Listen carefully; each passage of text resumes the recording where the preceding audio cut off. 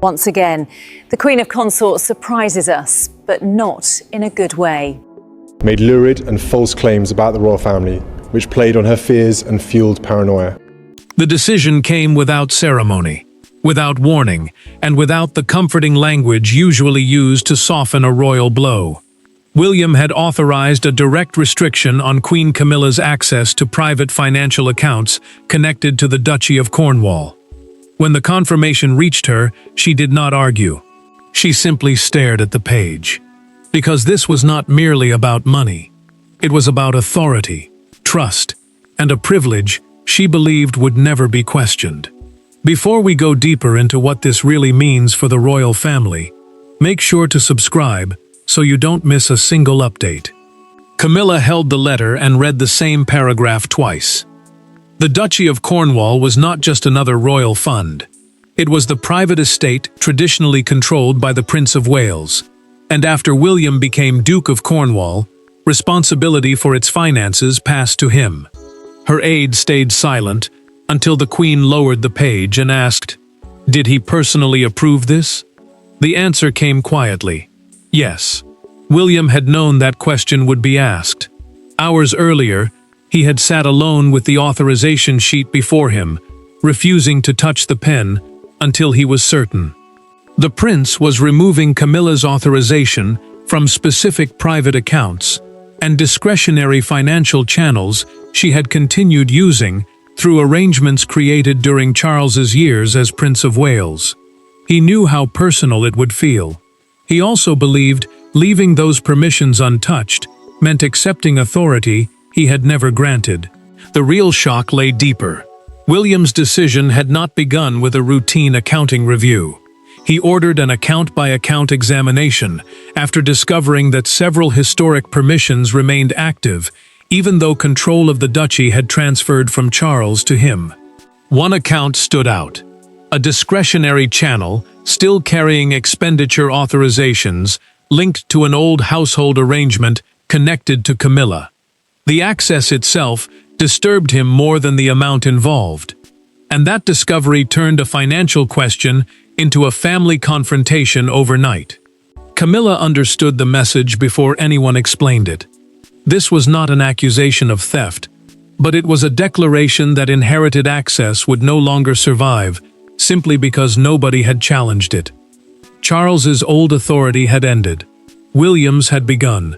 Somewhere between those two eras, a permission tied to the Queen had quietly remained alive. What she did not yet know was why William had started looking. The answer was not buried in a spreadsheet. It led back to a private Windsor gathering months earlier, to one request that seemed harmless and later changed everything. The signature may have closed the account to Camilla, but the real story began long before William ever picked up the pen. For William, the duchy represented responsibility inherited from generations before him. For Camilla, the same financial network carried something entirely different, a lingering connection to the years when Charles controlled every major decision surrounding it. That difference now mattered. One saw an estate that had become his duty to protect. The other saw arrangements that had quietly become part of royal life. And between those two interpretations stood a king who understood exactly why both felt betrayed. William carried the weight differently now, because the duchy was no longer something he observed from the edge of royal life. It was his responsibility. The Duchy of Cornwall, the private estate traditionally managed by the Prince of Wales, included land, investments, staff, charitable commitments, and financial structures that had been built over generations. When Charles became king, control passed to his eldest son. That transfer gave the prince authority, but it also handed him every unresolved habit buried inside the old system. Camilla saw the same history through a more personal lens. During Charles's long years as Duke of Cornwall, she had become familiar with household arrangements connected to his private financial world. Some had existed for so long that they no longer felt temporary. To the Queen Consort, their continuation seemed less like privilege and more like routine. That was why William's sudden restriction cut so deeply. She was not simply being denied access. She felt that a part of the life built beside her husband had been erased without a conversation. William pressed the issue further during a private meeting with a senior financial officer. He asked whether the disputed permissions were legally required. The answer was cautious. Some were necessary. Others had survived because nobody had formally challenged them. The prince asked again, more sharply this time, whether habit had been mistaken for authority. The official could not give him a comfortable answer. That silence confirmed exactly what he feared. Camilla confronted Charles behind closed doors soon afterward. She told the king that losing access was not what hurt most. William had acted first and spoken later. Charles listened until she finished, then walked toward his desk and placed both hands against its edge. For several seconds, he said nothing. He understood her anger, but he also understood his son's position. Finally, he promised that he would speak to William himself. Charles soon discovered something even more unsettling. The prince had deliberately avoided involving him because he believed asking the king for approval would turn an administrative decision into a family negotiation. Worse still, the review stretched beyond Camilla. Several authorizations connected to Charles's former household were under examination, yet hers was the only one frozen immediately. That detail changed everything. Charles now knew his son had found something specific, something urgent, something he had not yet revealed. And before the king could demand an explanation, one buried incident at Windsor returned to the center of everything. Months before the accounts were frozen, there had been no argument, no public embarrassment, and no dramatic confrontation. There had only been a request. Quiet, administrative, almost forgettable. Yet one conversation at Windsor would later become the moment William's advisors described as the point of no return. Camilla had asked for something she believed was routine. William discovered it only afterward. And once he understood which account had been involved, he began asking questions that nobody inside the duchy wanted to answer quickly. Camilla had spent years around financial arrangements that rarely needed explanation. When Charles controlled the Duchy of Cornwall, many household permissions had become part of normal royal life. The duchy was the private estate managed by the Duke of Cornwall, and when William inherited that role, the transfer of control happened faster than every old system could be rewritten. Some permissions disappeared at once. Others remained active, while officials worked through years of inherited arrangements. William knew that overlap existed, and initially chose patience. The prince did not want his first months of control defined by family disputes over old habits. He expected outdated permissions to be removed quietly as reviews were completed. That confidence lasted until a private Windsor gathering changed the entire tone. Camilla made what seemed like a minor request during the gathering.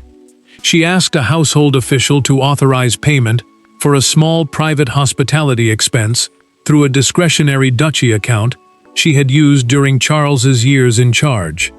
The official hesitated and reminded her that William's office now controlled the channel. The Queen Consort did not react with alarm. She simply said the arrangement had existed for years and asked him to check the previous authorization, rather than trouble the prince over something so routine. Weeks later, William saw the transaction during an internal review. The amount barely held his attention. The assumption behind it did. Someone had treated an inherited permission as though it could survive a transfer of authority without his approval. The prince asked immediately whether Camilla still had access to anything else. The answer changed his expression. Her name remained connected to several legacy permissions created during Charles's tenure. William ordered every authorization traced. His private secretary later brought him one file containing a handwritten renewal instruction from the final months before Charles became king. It extended access beyond the expected transfer date. The prince circled that date slowly, pushed the file across the desk, and said the review was no longer routine. That was the point of no return. William did not want accusations carried through aides or messages softened by officials. He wanted Camilla across from him, with the authorization between them and no room left for misunderstanding.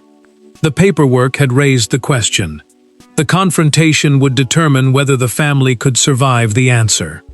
There were no advisors sitting between them when William finally confronted Camilla.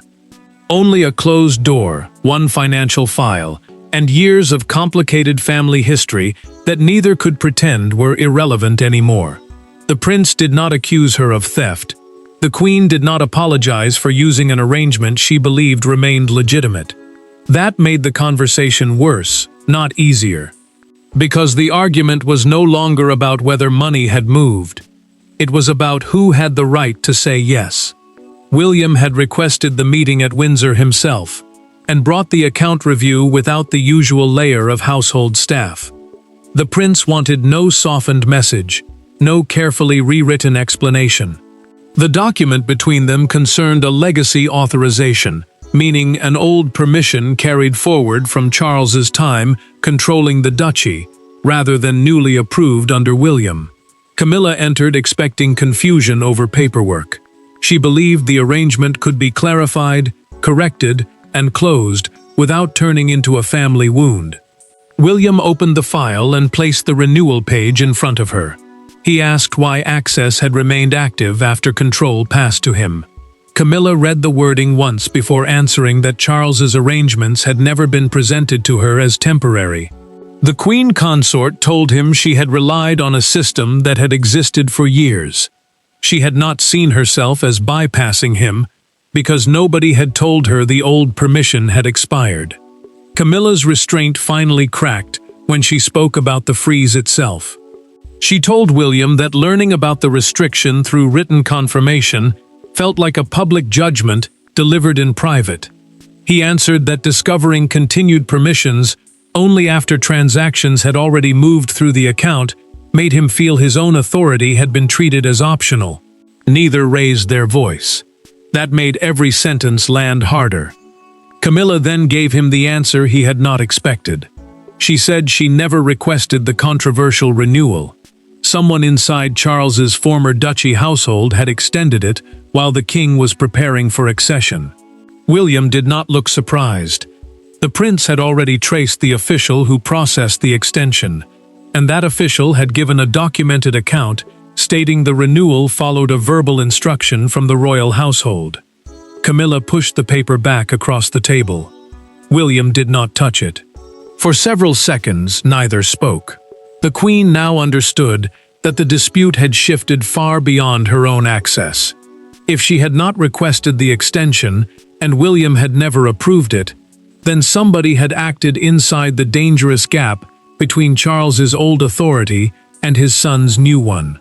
The confrontation ended without an apology, but it exposed a deeper question. Who actually held power over the duchy once Charles surrendered it? Camilla could challenge the manner of William's decision. Charles could question its wisdom. Palace advisors could warn about the damage it might cause. But the central reality remained brutally simple. The duchy now belonged to William's sphere of responsibility. And once he understood that, the prince stopped treating the dispute as an uncomfortable family disagreement. He began treating it as a test of whether inherited royal habits could outrank the authority he now carried. William understood exactly what his position meant. As Duke of Cornwall, he held direct responsibility for the duchy's management, meaning old permissions could not survive simply because they had once been accepted under Charles.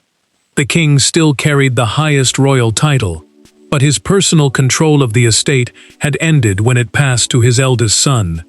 That division mattered, because this was no longer one man correcting another man's household. It was one generation defending authority from another generation's unfinished arrangements. Charles came to William privately, with one concern above all others. Camilla felt humiliated. The king said the restriction had struck her as a personal rejection, not a technical correction. William listened without interrupting. When his father finished, the prince answered quietly that humiliation had never been the objective. clarity had. He said the problem was not who Camilla was. The problem was that nobody should hold financial permission simply because an old system had forgotten to remove it. Charles pushed harder. He asked William to restore temporary access while the review continued, arguing that doing so could calm the family without changing the final outcome. The prince refused. That answer created a rare silence between them. For once, father and son were not debating loyalty, affection, or public image. They were standing on opposite sides of two separate centers of authority. William's position hardened further after financial staff confirmed something deeply uncomfortable. The disputed permissions could technically have remained active for years, unless he expressly terminated them. The prince immediately ordered a new rule. No legacy authorization tied to the previous duchy household could continue without written approval from his own office. It was simple, direct, and impossible to misunderstand. Charles closed the review folder and slid it back toward his son. William left it exactly where it was. The gesture said more than another argument ever could. The decision was not moving.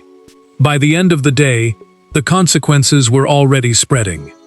Old payment channels stalled. Familiar approvals stopped. Staff began receiving new instructions.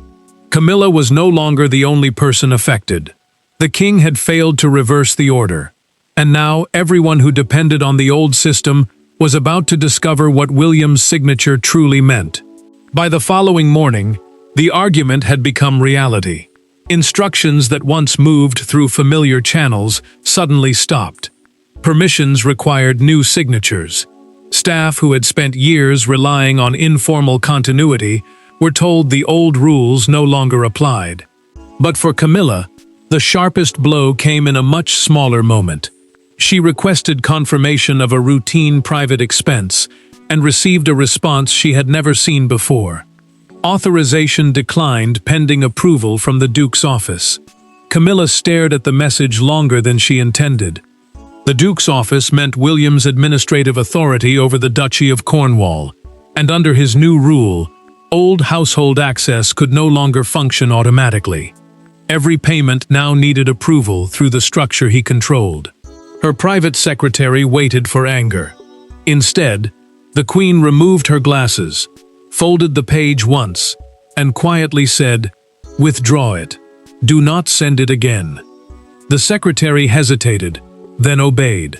Charles noticed the change almost immediately.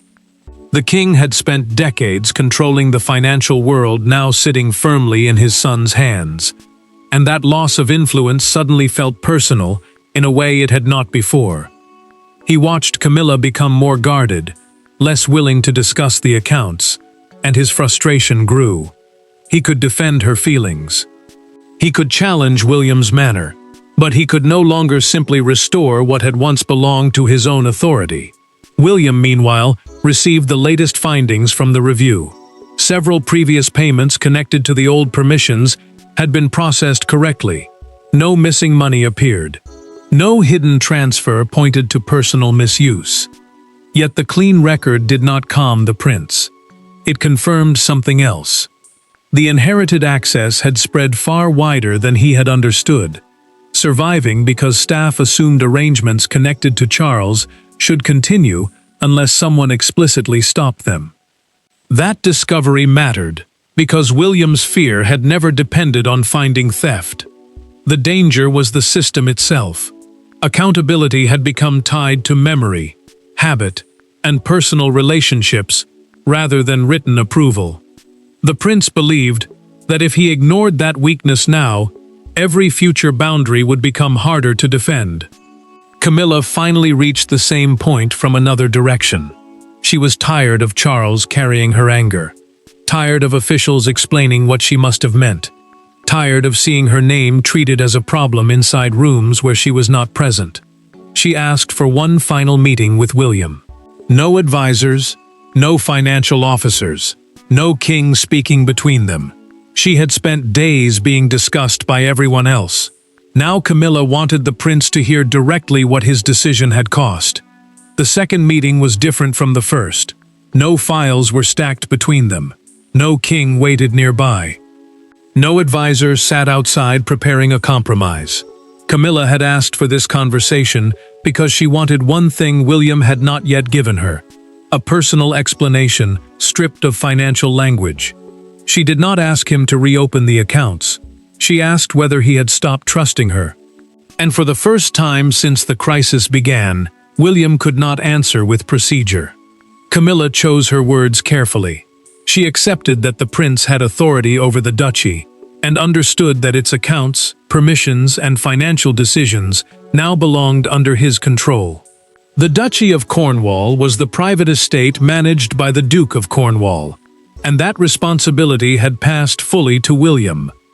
But the Queen told him authority did not erase the emotional cost of how a decision was made. Power could be lawful and still wound someone deeply. Camilla told him the loss of access was not the part she could not forget.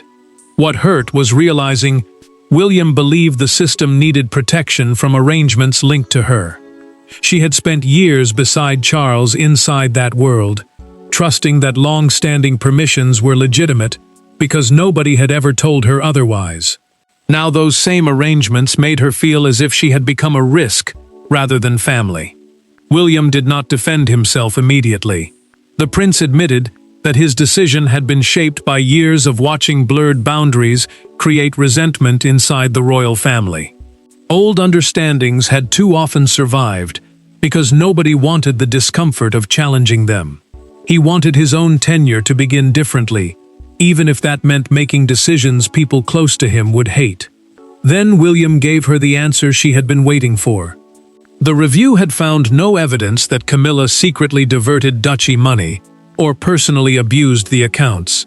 The permissions were frozen because the structure itself was unacceptable, not because he had concluded she was dishonest. This was about the boundary, not your integrity, he finally said. Camilla held his gaze. Her answer came quietly. He should have told her that before signing. Then she surprised him. The Queen said she would not ask for the permissions back. If the old arrangements had become a source of suspicion, they should end permanently rather than survive as another unresolved wound. That decision softened something between them, but only inside that room. Beyond the palace walls, the story had already escaped. Britain was about to hear that William had stripped Camilla of financial access, and the private truth would soon collide with a far harsher public version. Inside the room, the conflict had softened. Outside it, the explosion was only beginning. By morning, a private financial dispute had become a national symbol. The language was explosive. William had cut off Camilla. The Queen had been frozen out. A new Prince of Wales was asserting control against the King's own household. Much of that framing ignored what had actually been resolved behind closed doors, but the image was irresistible. For the public, one signature suddenly seemed to reveal where power inside the monarchy was moving, and who could no longer rely on yesterday's privileges. Charles understood the danger before the first official response was drafted. Palace communications staff struggled to contain the story, because explaining too much about the duchy risked exposing even more about private financial structures the monarchy rarely discussed in detail. The king knew one angry statement defending Camilla could make everything worse. If he challenged William publicly, a dispute over inherited permissions would become something far more damaging: a father versus son battle over royal authority. William watched the coverage with growing frustration. Broadcasters described the prince as ruthless, cold, even determined to erase the arrangements of Charles's era. He listened until an aide suggested that restoring limited access might calm the storm. William rejected the idea. Reversing the decision because headlines had turned hostile, he said, would destroy the principle behind making it. The future king had accepted the personal cost. Now he refused to surrender to public pressure. Camilla faced a different humiliation. Commentators spoke about her as though she had been caught abusing royal money, even though the review had found no evidence of personal wrongdoing. The Queen watched one discussion in silence before Charles tried to speak. She reached for the remote and switched the television off. Then she told the king plainly that he would not start a public fight on her behalf. She had already agreed the old arrangement should end. Outside Buckingham Palace, the story became impossible to ignore. Visitors stood near the gates, holding morning papers, as cameras focused on one front page, dominated by William's image and the words, "The Duchy Divide." Broadcasters repeated the phrase throughout the day until it became the symbol of a conflict far more complicated than the headline suggested. Palace officials finally issued a narrow statement, confirming that historic duchy permissions had been reviewed after the transfer of responsibility and that revised controls were now in place. Nothing more. No apology. No reversal. No restoration of Camilla's access. That restraint delivered the clearest message of all. The old financial relationship was finished, and William's authority had survived its first major family test. The public had chosen its headline. The family still had to decide what the moment actually meant. In the end, William did not restore the accounts. Camilla did not ask him to. Charles did not overrule his son, and the monarchy did not fracture beneath the weight of one disputed financial privilege. Something quieter happened instead. A system built during one generation was finally forced to recognize another.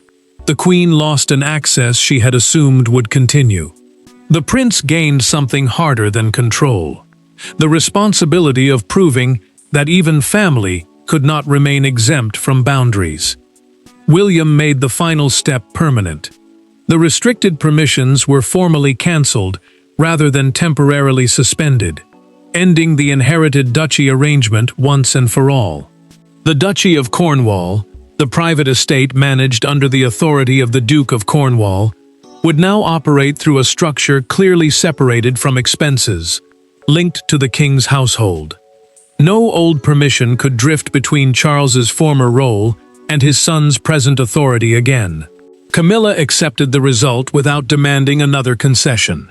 Charles's advisors offered to explore an alternative mechanism that could recreate some of the convenience she had lost, but the Queen refused. She understood what such a move would look like. If the old privilege returned under another name, the entire conflict would begin again. Her choice carried pain, but also resolve.